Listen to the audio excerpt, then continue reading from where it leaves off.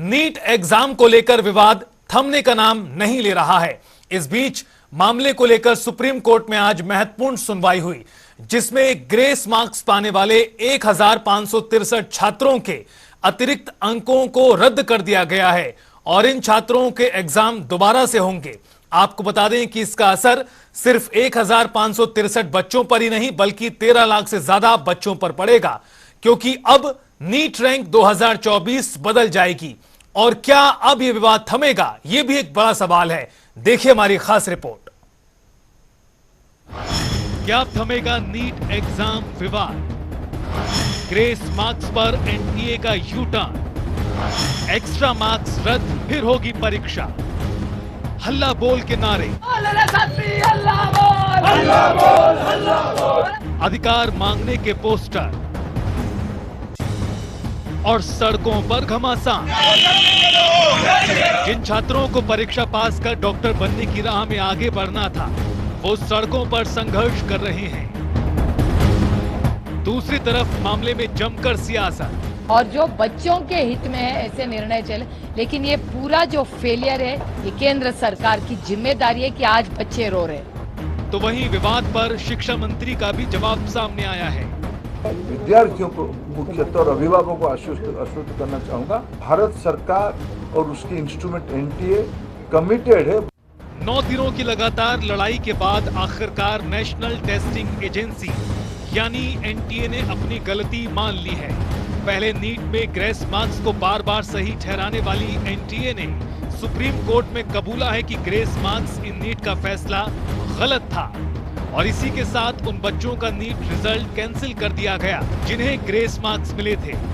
दरअसल मामले को लेकर 13 जून को सुप्रीम कोर्ट में सुनवाई के दौरान इस परीक्षा को कराने वाली एजेंसी एनटीए ने कहा कि नीट ग्रेस मार्क्स देना उचित नहीं था, इसलिए जिन 1563 बच्चों को ग्रेस नंबर दिए गए थे उनके नीट स्कोर कार्ड कैंसिल किए जा रहे हैं।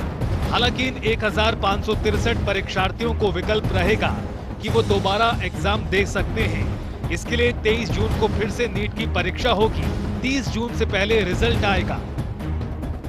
अब या तो ये री एग्जाम दे ये बच्चे, या इनका चॉइस है री एग्जाम ना दें और जिनके ओरिजिनल नंबर थे वो इनके रह जाएंगे, ग्रेस वाले नहीं रहेंगे। बट अभी भी 2 मुद्दे इसके अंदर ओपन रहेगा। पहला, वो बच्चे जो माननीय हाईकोर्ट नहीं पहुंच पाए थे कि उनका समय का नुकसान हुआ है, उनको तो यहाँ पे कोई ऑप्शन नहीं मिला, सिर्फ उन्हीं बच्चों को री नीट का एग्जाम मिल गया दूसरी बार जो माननीय हाईकोर्ट पहुंचे थे, जिनका समय का नुकसान है, जिनको ग्रेस नंबर। तो बाकी लोग के लिए कोई विंडो नहीं खुली है। तो यहाँ पे एक चीज है जो फेयर नहीं लग रही है। दूसरी चीज ये लगती है कि जब एनटीए खुद एग्री कर रहा है आ जाके कि हमने 1563 स्टूडेंट्स को जो ग्रेस दिया वो पूरी तरह से सही नहीं था, गलत था, तो और कितनी डिस्पेरेंसीज हो सकती है उसके अंदर, इसके ऊपर भी देखना चाहिए। क्योंकि उन्होंने ये चीज बिना किसी के परमिशन के अपने आप ग्रेस नंबर का कॉन्सेप्ट लाया और ला दिया। क्या पास में भी ऐसी चीज उन्होंने कभी की है जो कभी कोर्ट तक नहीं पहुंची है? और कितना उनके डेटाबेस के अंदर ऑडिट की भी बहुत ज्यादा रिक्वायरमेंट, क्योंकि वो खुद एग्री कर रहे हैं कि ये चीज गलत हुई और फॉर लास्ट 7 डेज वो बिल्कुल नहीं एग्री कर रहे थे, बट आज उन्होंने ये चीज मान ली। ग्रेस मार्क्स के मुद्दे पर भले ही अब एनटीए पीछे हट गया है और इससे छात्रों में भी कुछ राहत है, लेकिन क्यों दिए गए अतिरिक्त अंक और इस विवाद की शुरुआत कैसे हुई वो भी जानिए। 5 मई 2024 को हुई थी नीट की परीक्षा। इसी महीने 4 जून को परीक्षा के परिणाम आए। हालांकि परीक्षा से पहले ही पेपर लीक होने का आरोप लगा था। एनटीए ने उस वक्त कोई एक्शन नहीं लिया। परीक्षा के दौरान कई सेंटरों पर पेपर बांटने में देरी भी हुई। पेपर बांटने में देरी के मुद्दे पर छात्रों ने हंगामा किया। पेपर बांटने में देरी के एवज में ग्रेस मार्क्स दिए गए। ग्रेस मार्क्स देने से नतीजे पूरी तरह प्रभावित हुए। अब ग्रेस मार्क्स को एनटीए ने रद्द कर दिया है। ग्रेस मार्क्स वाले 1563 बच्चों के लिए फिर होगी परीक्षा। तो वहीं परीक्षा की पारदर्शिता पर लगातार उठ रहे हैं सवाल। परीक्षार्थियों में निराशा का भी माहौल बना। गौरतलब है कि इस फैसले का असर मात्र इन 1563 बच्चों पर पड़ेगा ऐसा नहीं है, बल्कि इस फैसले का असर उन सभी स्टूडेंट्स पर पड़ने वाला है जिन्होंने नीट 2024 क्वालिफाई किया है, क्योंकि अब नीट रैंक 2024 बदल जाएगी। लेकिन उसके बावजूद भी कई सवाल बरकरार हैं। परीक्षा में देरी पर कई बच्चे रिपोर्ट नहीं कर पाए। उनका क्या? ग्रेस मार्क्स पाने वाले बच्चों को ही फिर परीक्षा का मौका क्यों? एनटीए ने पहले ग्रेस मार्क्स को सही कहा और अब गलत, ऐसा क्यों? परीक्षा की पारदर्शिता को लेकर सवाल अभी बरकरार। और ग्रेस मार्क्स का कॉन्सेप्ट किस आधार पर लिया गया?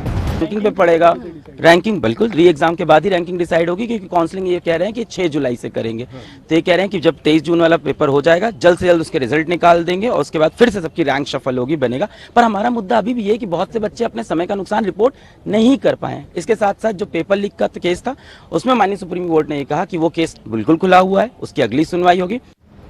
तो वहीं परीक्षार्थियों का क्या कुछ कहना है इस पूरे फैसले के बाद, वो भी सुनिए। देखो, इससे कुछ इन लोगों ने बस गुमराह करने की कोशिश की है, क्योंकि 3000 रैंक जो मैं एक्सपेक्ट कर रहा था इस बार, मेरे 671 मार्क्स थे, इस बार 14000 है वो रैंक गई है। तो 11000 बच्चों का ये जो डिफरेंस आया है, बच्चे इतना तो पढ़ने ही नहीं लगे, क्योंकि पिछली बार 2400 रैंक थी, इस बार 14000 है। वो तो हर बार बच्चे पढ़ते हैं, तो हर बार हल्की फुल्की कट ऑफ आगे बढ़ती है। लेकिन इस बार जो इन्हें किया है, ग्रेस मार्क्स का जो ये कह रहे हैं, उसमें 790 बच्चों ने क्वालिफाई किया है। क्वालिफाई में मतलब 600 प्लस नहीं होता, क्वालिफाई मतलब 164 से ज़्यादा मार्क्स होता है। तो 600 प्लस के बच्चे 50 होंगे, तो 50 रैंक कम, अब 14000 जो रैंक है वो 13950 हो जाएगी, उससे तो कुछ फायदा ही नहीं होगा ना। वो तो ठीक है कि 15,000 का या 16,000 का ग्रेस मार्क्स के लिए हो रहा है, लेकिन हमने और एक्सपेक्ट किया था, क्योंकि हमें क्लियरली पता है कि 16,000 से ज़्यादा अमाउंट है जिसमें ग्रेस मार्क्स दिए गए हैं। एक साल के अंदर इतना इन्फ्लेशन हो ही नहीं सकता। जैसे मेरे मार्क्स आए हैं 670 में मेरी रैंक एक्सपेक्टेड थी पिछले साल के ट्रेंड्स को देख के 3000 के अराउंड, लेकिन इस बार आई 15,000 रैंक, जो इतनी हाई कभी एक्सपेक्टेड ही नहीं थी, किसी ने सोची नहीं थी कि 5 टाइम्स इन्फ्लेशन हो जाएगा। तो इस पे हमें क्लियरली लग रहा है कि कुछ ना कुछ तो हुआ है। ये 1500 से ज़्यादा अमाउंट है जिसमें ग्रेस मार्क्स दिए गए हैं। लेकिन अभी तो ये बात की थोड़ा है कि कुछ तो किया अभी तक जो एनटीए ने किया है, अभी हम और एक्सपेक्ट कर रहे हैं कि और भी आगे करेंगे। उधर केंद्रीय शिक्षा मंत्री धर्मेंद्र प्रधान ने कहा कि सुप्रीम कोर्ट इस मामले की सुनवाई कर रहा है और हम उसके निर्णय का पालन करेंगे। हम छात्र और उनके परिजनों के साथ हैं। सरकार ने अपना पक्ष रखा है उसमें। ये लगभग 1550 स्टूडेंट की है और एक ग्रेटर क्वेश्चंस कुछ उठाए गए हैं।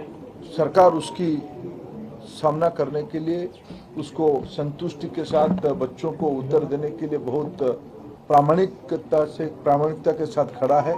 स्पेसिफिक घटना जो आए हैं उसको सरकार गंभीरता से लिया है।